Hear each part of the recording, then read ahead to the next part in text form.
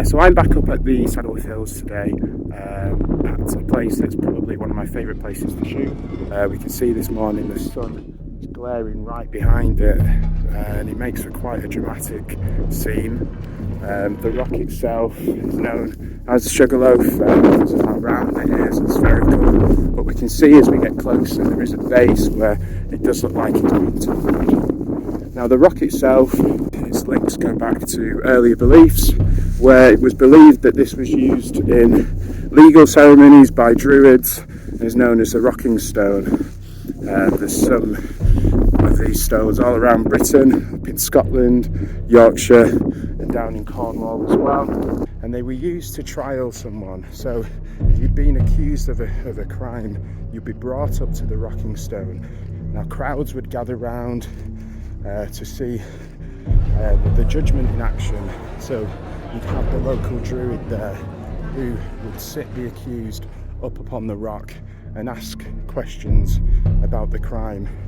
And it was believed that depending on the way the rock would move, that would determine whether you were innocent or guilty.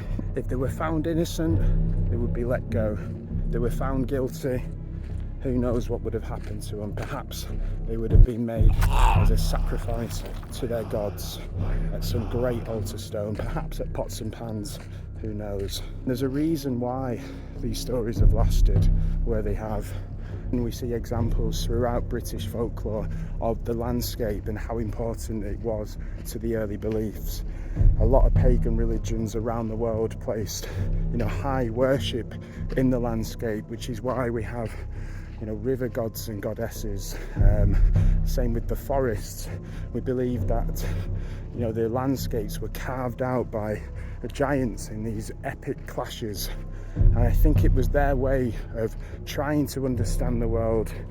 A lot of this remains a mystery, which I think is why, the ancient Britons and the Celts have mystified and fascinated historians, archaeologists, writers for centuries.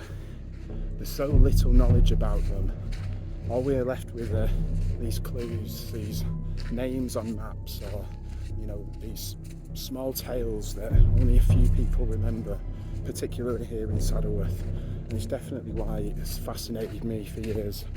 So let me know your thoughts on both Sugarloaf, Rocking Stones, Druids, Pagans, Celts.